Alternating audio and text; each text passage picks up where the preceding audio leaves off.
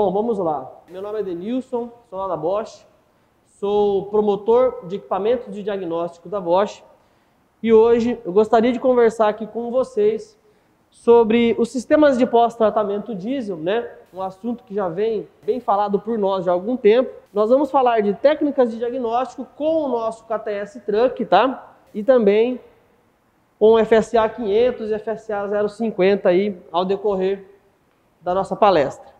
Bom, compartilho com vocês aqui um pouquinho da nossa frota, da frota que nós temos hoje no Brasil, tá? Sendo encabeçada aí por praticamente 4 montadoras, que são elas: Mercedes-Benz, Volkswagen, Ford e Volvo, tá bom? Então a Mercedes está lá no topo, com mais ou menos aí 38% de mercado, né, de pátio no nosso Brasil, e logo em seguida vem a Volkswagen com 23,3% do pátio. E aí, após isso, a gente tem uma mescla aí entre as outras montadoras, tá? Então, aqui eu compartilho com vocês alguns dos veículos que nós atendemos com o nosso KTS Truck. No caso dos motores aqui, né, o MAN 1008 lá na Volkswagen, esses caminhõezinhos menorzinhos aqui para entrega urbana, né? Então HR, JAC e por aí vai. Os acelos e aí caminhões mais extra pesados, né? No caso do DAF aqui e também outros aí, Mercedes, Volkswagen, Ford. A lista de equipamentos de veículos que o equipamento atende é muito grande, tá? Vamos falar aqui agora sobre o escopo de fornecimento do KTS Truck, tá? Então, esse aqui é o KTS Truck, né? Na nossa caixa cinza, tá? E com ele nós temos aí um acompanhamento aqui da maleta, de alguns cabos e alguns outros componentes que eu vou mostrar para vocês aqui agora, tá? Bom, relacionados a cabo, o KTS Truck hoje ele vem acompanhado do cabo OBD, tá? Que é o padrão aí da maioria dos veículos, tá bom? Nós temos o cabo universal, caso nós não tenhamos os cabos específicos de cada montadora, a gente tem a possibilidade de fazer a conexão com o nosso cabo universal, tá bom? E também, né, aí são produtos adquiridos separadamente, a gente tem os cabos específicos para cada veículo, né? No caso aqui, estou dando um exemplo do Deutz 9, né? Montado lá nos veículos com motor Cummins, tá bem? E também algumas máquinas agrícolas aí, tá? E aí nós temos tanto para Volvo, para Mercedes, para Scania, são diversos outros conectores, vai da necessidade de cada um, tá? Bom, no escopo de fornecimento, nós também temos os cabos que alimentam o KTS, caso nós precisamos utilizar o cabo universal, tá? Naquele cabo universal que eu acabei de mostrar para vocês, nós temos apenas comunicação. Então, sempre que a gente utilizar aquele cabo universal, a gente precisa alimentar o KTS externamente, ou pela bateria, ou pelo acendedor de cigarros do veículo, tá? Se porventura eu precisar utilizar o cabo universal, o equipamento acompanha essa maleta de agulhas, onde nós podemos fazer a pinagem de cada conector de acordo com a nossa necessidade. O próprio KTS Truck nos informa na tela qual é o cabo específico ali, a fiação, a cor da fiação que nós temos que pegar e também qual é a agulha específica que nós vamos utilizar para estar realizando a nossa pinagem, a nossa conexão com o veículo. Tá legal? Acompanha também no kit, né, um cabo USB, tá? A maleta em si e também um adaptador USB Bluetooth, caso o computador não possua Bluetooth nativo na máquina, você está precisando utilizar o Bluetooth via USB. Tá legal? Mostrar um pouquinho para vocês aqui da nossa linha de tempo, tá bom? Então nós temos aqui o nosso SDC 701, né? O início da família lá em 2004, tá bom? E aí depois disso a gente atendeu o mercado com a nossa série do KTS 500, 200 e 340, tá bom? E aí vimos a necessidade de estar desenvolvendo uma ferramenta nova por conta dos diversos protocolos de comunicação que nós temos hoje. Então, com isso foi lançado aí em 2019 o nosso KTS Truck, tá?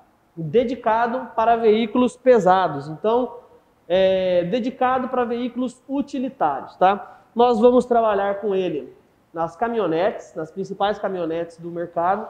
Nós vamos trabalhar com ele nas vans, então, Sprinter, Ducato, Daily, Jumper e diversas outras aí. Nos ônibus também, tá? E agora, em 2020, nós lançamos os módulos fora de estrada, tá? São 2 módulos fora de estrada, um deles atende às máquinas agrícolas e o outro módulo atende às máquinas de construção civil e motores estacionários, tá? Também a gama de montadoras na questão da agrícola, a gente está com uma cobertura bem legal, tá? Atendendo Caterpillar, Massey Ferguson, atendendo também John Deere, Komatsu e por aí vai, Valtra, né? Então são várias aí que nós temos no mercado, New Holland, e aí o KTS veio para atender esta demanda de veículos aí utilitários, veículos comerciais, né? Bom, nós indicamos, né, aos colegas estarem adquirindo junto com o KTS Truck esses 3 cabos, tá? Um é o cabo do Volvo, 8 pinos, outro é o cabo da Mercedes, 14 pinos, e o outro cabo é o Cummins, né, o Deutz 9, que eu acabei de mostrar para vocês aí, para Volkswagen e Ford, também atende algumas máquinas agrícolas, tá legal? Então esses 3 cabos a gente indica os colegas a estarem adquirindo junto com o KTS Truck para poder trabalhar tranquilo no dia a dia, tá? Se por algum motivo vocês atendem uma outra gama de veículos que possuem conectores específicos, a gente tem também todos esses conectores disponíveis para venda, vai de novo da necessidade de cada um. Para falar do KTS Truck, a gente gosta sempre de trazer um pouco de informação técnica, porque o KTS ele vem de encontro com as necessidades que os colegas estão tendo no dia a dia, relacionado principalmente aí a sistemas de pós-tratamento diesel, tá? Logicamente que se a gente precisa trabalhar com painel, com freio, com transmissão, preciso trabalhar aí com ativação de PTO, de tomada de força, o KTS está pronto para atender toda esta demanda. Mas, como esse tema dos sistemas de pós-tratamento é um tema muito atual para nós, então a gente sempre une a solução com a necessidade em cima desse tipo de trabalho, tá bom? Bom, nós vamos falar aqui então um pouquinho das normas Euro 5 e Euro 6, tá? E aí a pergunta que nós fazemos para vocês é essa: vocês estão preparados para isso? Né? A demanda que nós temos em cima disso são essas aqui na tela: ar melhor para todos, diesel de baixo teor de enxofre, motores a diesel de maior rendimento, NOx e material particulado, com aquela fumaça preta, né, que saía no escapamento, que são os maiores vilões da poluição da atmosfera, tá? Aqui no Brasil, pessoal, nós temos 2 órgãos, o IBAMA e o CONAMA, que gerenciam a nossa norma PROCONV, tá? Que é a nossa norma aí de controle de poluição, tá bom? Então, a gente usa muito a nomenclatura de Euro, né? Euro 3, Euro 5, Euro 6. O mais correto seria nós utilizarmos a nomenclatura da PROCONV, que é a norma que nos rege aqui. Mas, como estamos acostumados a trabalhar com a nomenclatura de Euro, a gente vai, vamos falar do Euro aqui, tá? Nota-se que na tela aqui, ó, no ano de 2009 até 2012, existiu a norma Euro 4. E aqui no Brasil, infelizmente, a gente não conseguiu atender essa norma com a qualidade do diesel necessária. E aí nós pulamos, então, lá para 2012, pulamos diretamente para a norma Euro 5, tá? Foi um acordo aí com o Ministério Público Federal e o PROCONV para estarmos atendendo, então, diretamente o Euro 5, passando batido aí pelo Euro 4, tá? Bom, com relação ao meio ambiente, né? Os gases que são expelidos ali no escapamento de um caminhão, de um ônibus, né, ou de uma van que seja, eles são muito nocivos ao meio ambiente e também para a nossa saúde. Então, por conta disso, vira e mexe, né, os engenheiros das grandes montadoras trabalham, né, das grandes montadoras, das grandes sistemistas, no caso da Bosch, trabalham para estar atendendo sempre os limites de emissões solicitados aí de acordo com cada época, né? Então nós temos aqui, ó, que o Proconv exige então o monitoramento dos gases de escape, tá? Falando um pouquinho da cronologia das normas Euro, tá? Então nós tínhamos aqui a unidade de medida que nós estamos aqui utilizando aqui é grama por quilowatt-hora, tá? Bom, no Euro 0 aqui nós temos 1,1 grama por quilowatt-hora de material particulado, então aquela fumaça preta lá atrás, né? E o NOx 14,4 gramas, tá? Em veículos naturalmente aspirados, né? Então aqui a gente só tinha ali a bomba mecânica de diesel. Se a gente precisava de um pouquinho mais de potência, a gente tinha que ir lá e dar um grauzinho na bomba para conseguir um pouquinho mais de potência no veículo aqui. Após isso veio o Euro 1, tá? Que aí entrou os turboalimentadores, as turbinas, né? O nosso material particulado caiu para 0,7 e o NOx caiu para 9 gramas por quilowatt-hora, tá? No Euro 2, a gente entrou então com o pós-arrefecimento. Então vocês veem que sempre vão implementando novas tecnologias a fim de abaixarmos cada vez mais os níveis de emissões. Bom, aqui no Euro 2, né, nós conseguimos atingir uma meta aí de 0,15 de material particulado e 7 gramas por quilowatt-hora de NOx. Tá? Então já diminuiu bastante, praticamente a metade do que nós tínhamos lá no início. Tá? Entramos aqui agora com o Euro 3, então nós entramos com as centrais eletrônicas, né? Aqui também tivemos um grande divisor de águas aí na manutenção de veículos pesados, tá? Porque até então era puramente mecânico e agora a gente começou a trabalhar com eletrônica, tá? O material particulado cai para 0,1 e o NOx cai para 5, tá? Aqui na implementação da tecnologia no Euro 3. E aí nós estamos trabalhando, a maioria do nosso dia a dia hoje já é no Euro 5, né? Nós temos aqui um material particulado de 0,02 e no NOx nós temos 2 gramas de NOx emitidos aí a cada quilowatt-hora, tá? E aqui nós entramos então com a tecnologia ou de Arla ou de EGR, tá bom? Então são as duas tecnologias que a gente tem no mercado hoje para atender essas solicitações. Falando um pouquinho com vocês da questão de despotencialização do veículo. Lá na nossa norma Euro 3, o veículo ele só era despotencializado caso houvesse um perigo de dano ao motor, né? Então despotencializava-se o veículo e o condutor era obrigado a levar o veículo então a uma oficina de reparação, né? No Euro 5, além, é claro, de ter perigo de dano ao motor, também entra a questão do prejuízo ao meio ambiente. Então, a partir do momento que a central do veículo entende que o veículo não está cumprindo com aqueles limites de emissões, após um certo tempo, uma estratégia de diagnóstico aí, o veículo é despotencializado, tá?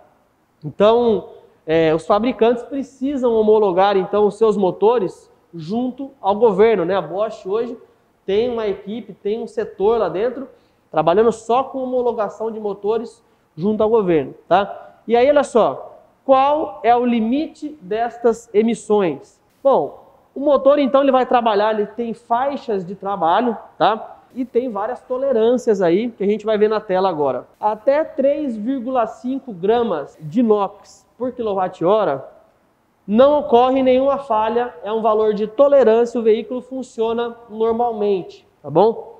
Quando nós entramos na faixa de 3,5 até 7, nós entramos num período de espera, tá? Então acende-se no painel a luz de pós-tratamento, durante 48 horas cumulativas, durante 48 horas de motor funcionando, o sistema ele entra num estágio de verificação, tá? Se após as 48 horas não for resolvido o problema, o veículo continua poluindo, então, na primeira velocidade zero, ocorre a despotencialização, né?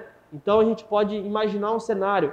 O camarada saiu da sua cidade com o veículo carregado. Há algum tempo ele já estava com a luz de pós-tratamento acesa, tá? E aí, depois de um tempo que ele está viajando, ele parou num posto para almoçar, velocidade zero.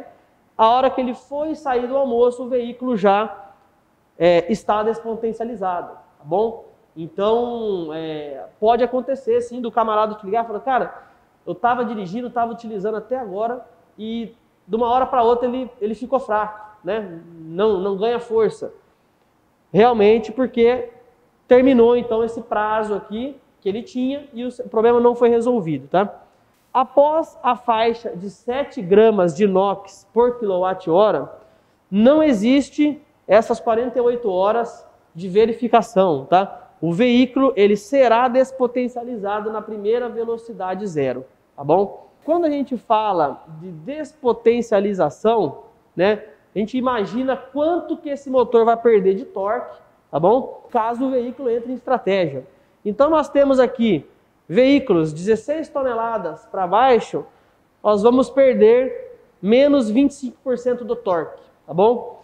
Veículos 16 toneladas para cima, nós vamos perder aí menos 40% do torque.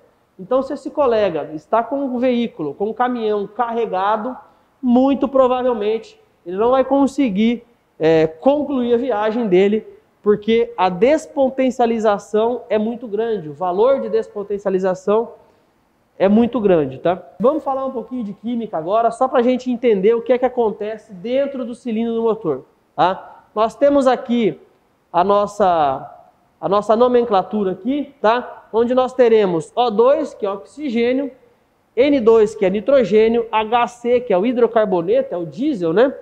CO, que é o gás carbono, e o NOx, que é o óxido nitroso, que é justamente o que aí nos é nocivo, né? Bom, na nossa atmosfera nós temos 78% de nitrogênio e 21% de oxigênio, tá bom? Através do ar admitido pelo motor, essas partículas elas são admitidas lá no nosso cilindro, tá bom? Ocorre aqui a injeção do hidrocarboneto, tá? E aí, junto com a alta temperatura interna do cilindro, nós temos essa resultante aqui, que é o CO, que é o subproduto da reação, né? A fuligem propriamente dita. Nós temos o combustível não queimado, né? Que é o hidrocarboneto, e nós temos o NOx, que ele acontece aqui após uma temperatura de 1.350 graus na nossa câmara de combustão, tá bom? Então o NOx, ele só é produzido através, uma reação, logicamente, de temperatura, junto com o nitrogênio aí, e aí a gente tem a resultante do NOx, tá? As estratégias de funcionamento, quando que o veículo começa a fazer as verificações dos gases de escape, né?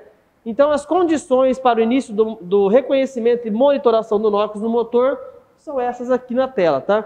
Altitude não superior a 1.600 metros, temperatura ambiente na ordem de menos 7 graus até 35 graus, tá? E a temperatura do líquido do arrefecimento do motor acima de 60 graus, temperatura aí de trabalho do veículo, né?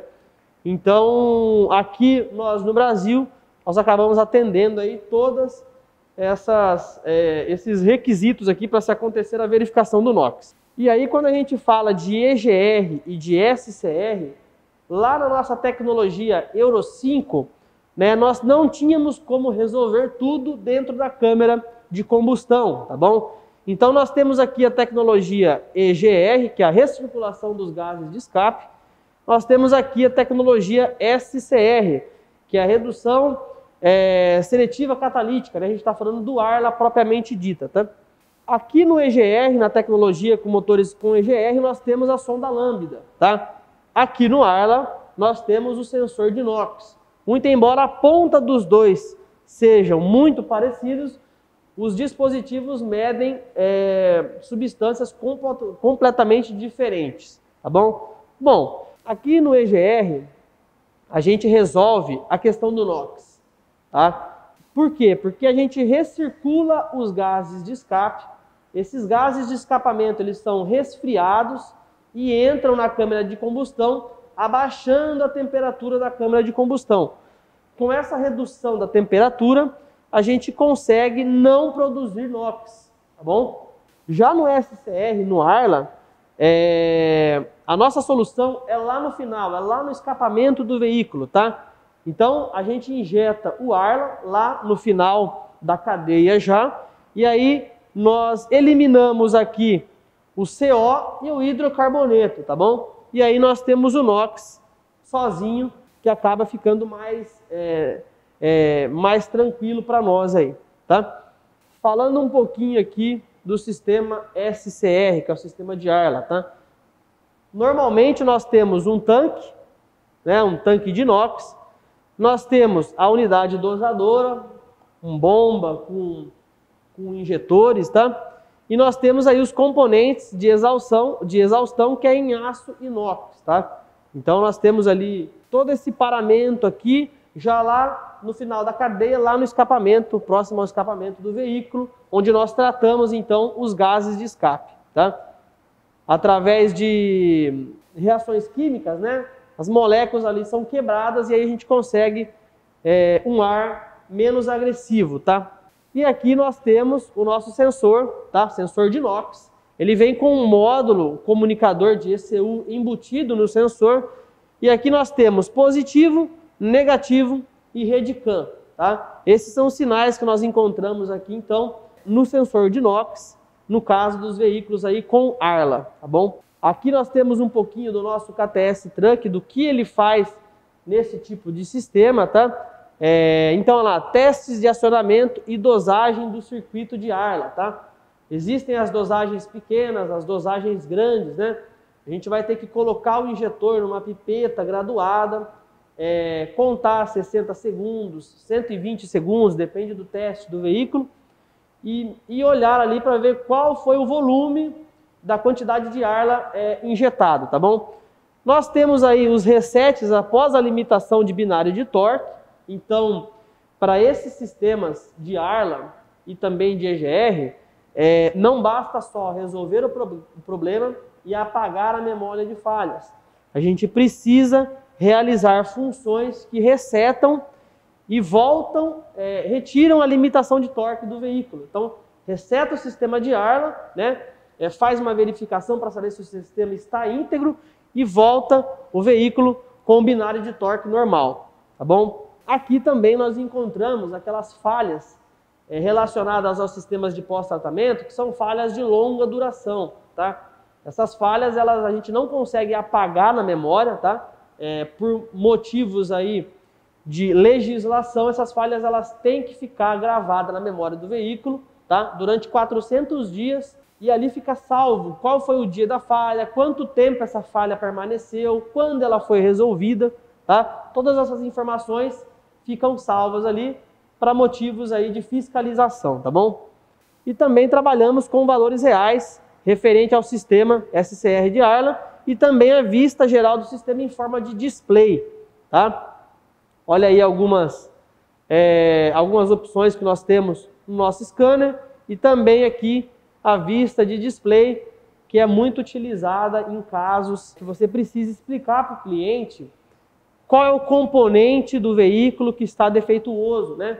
Então, às vezes, a gente levar o cliente lá e colocar o cara lá dentro do cofre do motor, a gente, através de uma vista dessa aqui de display, a gente consegue explicar para eles de uma forma mais interativa qual é o componente que está defeituoso, tá? E aqui nós temos vários valores reais, pressão, temperatura, rotação do motor, depende muito do sistema, tá? Sistema EGR, tá? Ele é um atuador pneumático, tá? De recirculação dos gases de escape, certo? Aqui nós temos um bracinho, esse bracinho possui esse bracinho possui uma calibração, tá? Tem que ficar por volta aí de 0,75 volts com o veículo desligado, apenas com a chave ligada, tá? E esse valor real a gente vai ver lá dentro do KTS em valores reais. Bom, comandado através de ar comprimido pela válvula proporcional da EGR, tá? Varia a posição da EGR em várias posições. Isso resulta em baixíssimos poluentes e emissões em todas as faixas de operação do motor, tá? E aí, o atuador é monitorado pelo sensor de curso montado no cilindro de funcionamento. Então, possui um sensor ali que a gente consegue fazer a medição da tensão dele, tá? E através desse sensor a gente sabe qual que é a posição exata da nossa EGR. Bom, o ciclo de funcionamento da EGR, né? Quem comanda ela é a unidade de comando do motor aqui, no caso EDC7, tá? Então ela manda um pulso, ela recebe os valores, primeiramente, recebe os valores da sonda lambda, tá? Processa esses valores, manda um pulso de acionamento para a válvula proporcional. A válvula proporcional, por sua vez, opera aqui o bracinho da nossa EGR, né? o êmbolo ali da nossa EGR, e aí a EGR, através do sensor de posição da EGR, responde para a nossa central qual é a posição dela no momento, tá bom? E aqui é importante frisar que nós temos aqui uma recirculação de no máximo 30% dos gases de escape, tá bom? Então, no máximo 30% dos gases de escape serão recirculados com essa tecnologia, tá? Bom, a sonda lambda, no caso, é uma sonda lambda de banda larga, tá bom? Ela possui aí uma célula de bombeamento de oxigênio, uma célula NIRST, né? É um dispositivo com base cerâmica, então a gente está falando de química, né? Ao receber aí corrente, então é liberado íons de oxigênio lá no gap de medição. E aí, através disso, a sonda lambda consegue saber exatamente qual é a mistura de ar combustível que deve ser feita no veículo, tá? E para estar verificando, analisando essa sonda aqui, a gente precisa trabalhar na casa dos consumos de corrente da sonda, tá bom? Então, isso aqui a gente vai ter que trabalhar com o scanner, porque é muito difícil a gente encontrar equipamentos que trabalham na casa aqui de miliampere, tá? Então, mistura pobre maior que 0 miliampere, mistura estequiométrica igual a 0 miliampere e mistura rica menor que 0 miliampere, tá? Então, nós não temos mais aquela forma de onda senoidal que nós estávamos acostumados na sonda lambda lá dos veículos ciclo-otto, né? Ficava corrigindo para cima e para baixo. Aqui ela é mais precisa no caso da correção. Bom, sistema EGR, os testes que nós temos lá no KTS Truck. Bom, temos testes aqui de acionamento pneumático da EGR. Então, via scanner, nós conseguimos acionar a EGR e ver se ela está realizando o curso completo, tá? A gente tem que se atentar, porque ela é acionada pneumaticamente. Então, se nós tivermos um vazamento de ar no veículo, muito provavelmente ela não vai ser acionada, tá? Reset após a limitação de binário de torque. De novo, lá no Arla nós tínhamos essa função, aqui na EGR nós também temos. Após realizar qualquer tipo de função aqui, de reparo, a gente precisa fazer o reset para o binário de torque do veículo voltar ao normal. Reset em caso de falhas relacionadas à sonda lambda, né? Então, fiz a substituição da sonda lambda, eu tenho os resets necessários ali para o meu sistema voltar a ficar operante. E valores reais referente aí à operação da EGR em si, do sensor de curso e tudo mais. Aqui nós temos algumas telas mostrando os procedimentos de trabalho dentro do KTS Truck, tá? Alguns valores reais relacionados então ao nosso veículo aqui em questão. E aí nós temos aqui um diagrama de funcionamento da EGR, né? Nós estamos vendo ali que ela é atuada pneumaticamente, né? Tem aqui o curso.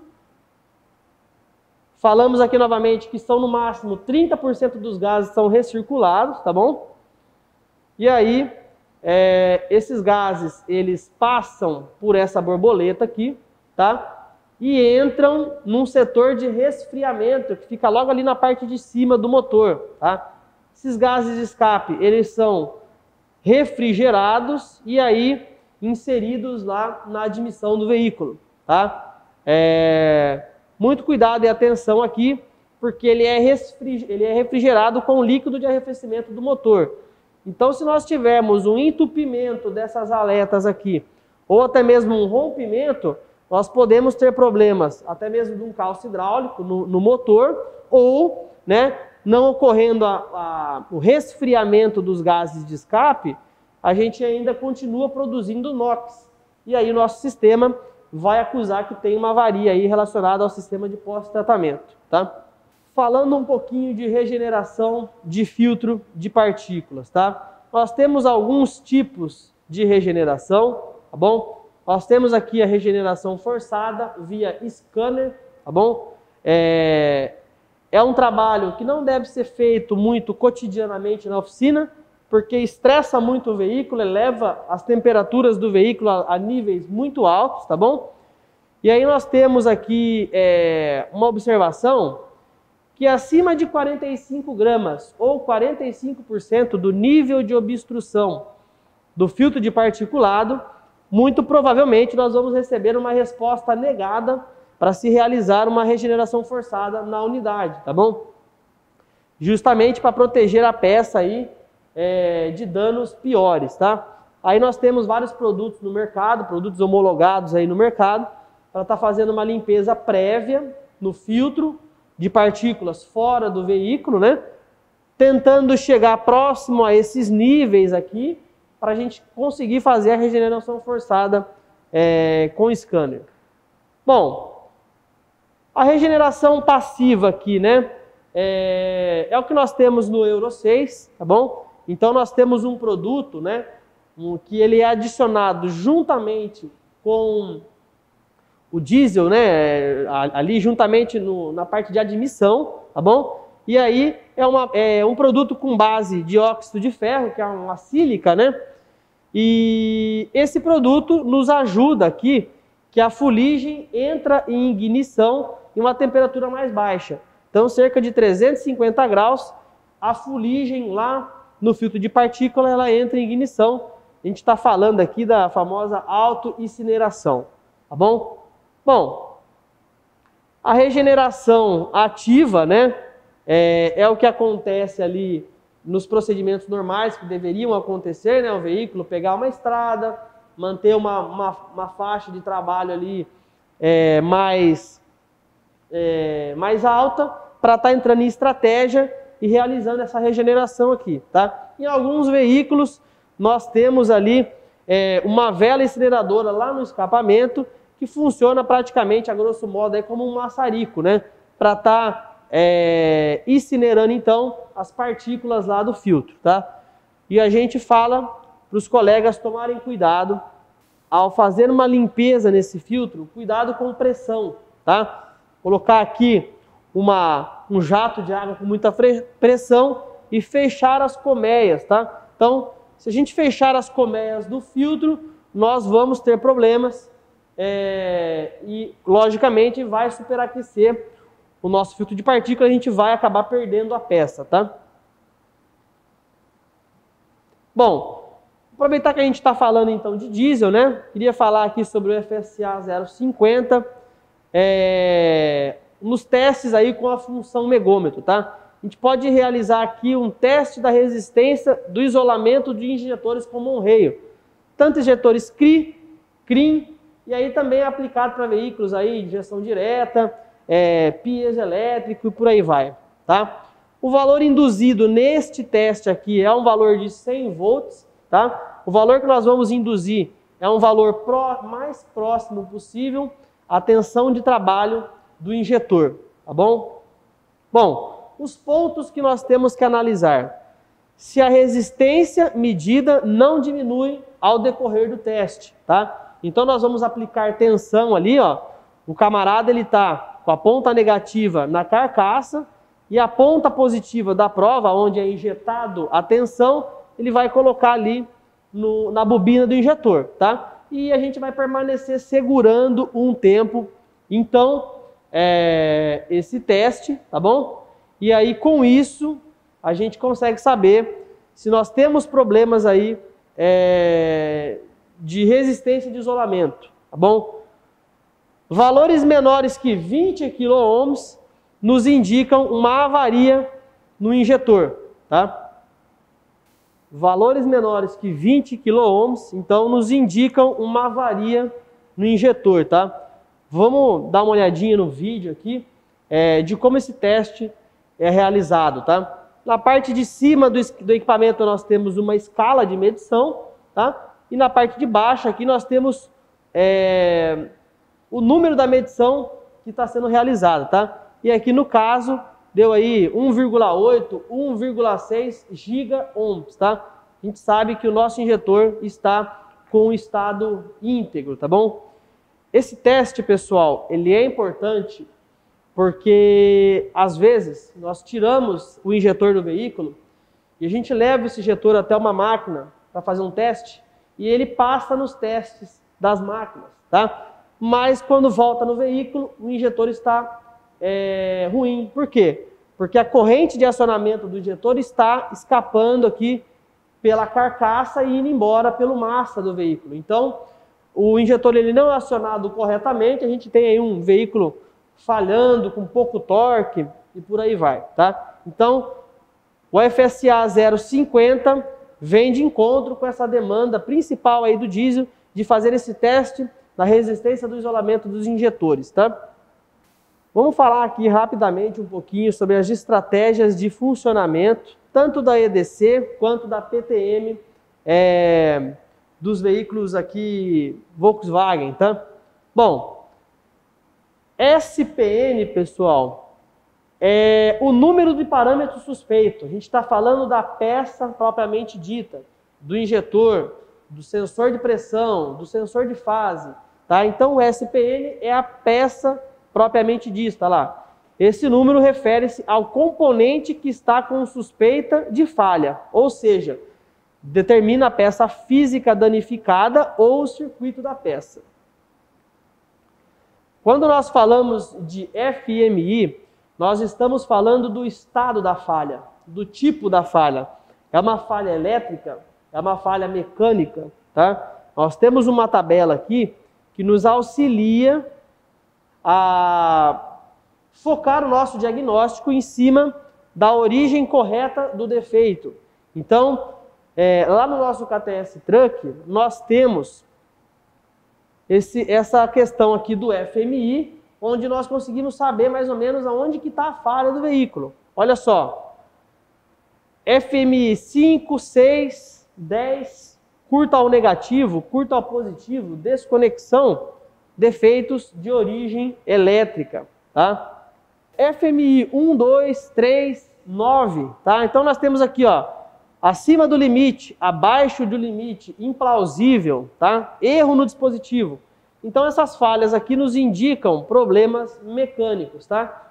Com esse tipo de informação que o scanner nos proporciona, nós conseguimos também fazer um diagnóstico mais preciso, né? E encurtar tempos de diagnóstico, tá bom? Falando da PTM, o KTS tem uma função muito interessante, que é o reset dos contadores da PTM, tá? Com esse reset, pessoal, a gente consegue resetar os contadores de falha da PTM. Geralmente o módulo PTM, quando satura o número de contador de falha, ele grava na memória do módulo erros como curto-circuito ao positivo do eletroventilador, do freio motor, tá? E aí os colegas procuram essa falha e não encontram. É uma estratégia da unidade, tá? Gravar esses erros, e aí a gente só consegue fazer que a unidade apague esses erros e volte ao seu funcionamento normal ao realizar o reset dos contadores da PTM. É uma função que a gente tem também no nosso KTS Truck. Falando aqui das estratégias de funcionamento ainda do EDC e da PTM, tá? Olha só, nós temos um mapa do funcionamento normal de um sensor aqui no caso. Então, olha aqui, acima da faixa, né, fora da faixa para cima ou fora da faixa para baixo, tá? E isso aqui nos indica, muitas vezes, problemas mecânicos na própria peça em si. Bom, compartilho com vocês aqui, então, essa informação que é sobre os módulos da Bosch, tá? Então, nós temos aqui os módulos aqui para aplicação para gasolina, para aplicação diesel, né? Tem toda a descrição aqui, vocês podem olhar com calma, dar um pause no vídeo, olhar com calma isso aqui, que aqui tem toda a nossa literatura técnica, né? Então pode ser que vocês estejam precisando de alguma literatura técnica e que nós tenhamos lá na nossa base de dados, tá?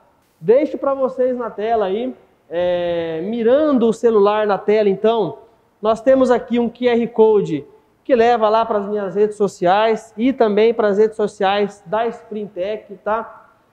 Segue a gente lá, segue a Sprintec, fiquem ligados aí nas diversas oportunidades de adquirir equipamentos e ferramentas que a Sprintec vive colocando nas redes, e aí vocês podem me seguir também para acompanhar meu dia a dia, pegar algumas dicas técnicas de utilização dos equipamentos da Bosch e também algumas dicas aí de manutenção em veículos leves, pesados, e a gente vai começar a trabalhar agora também com máquina agrícola.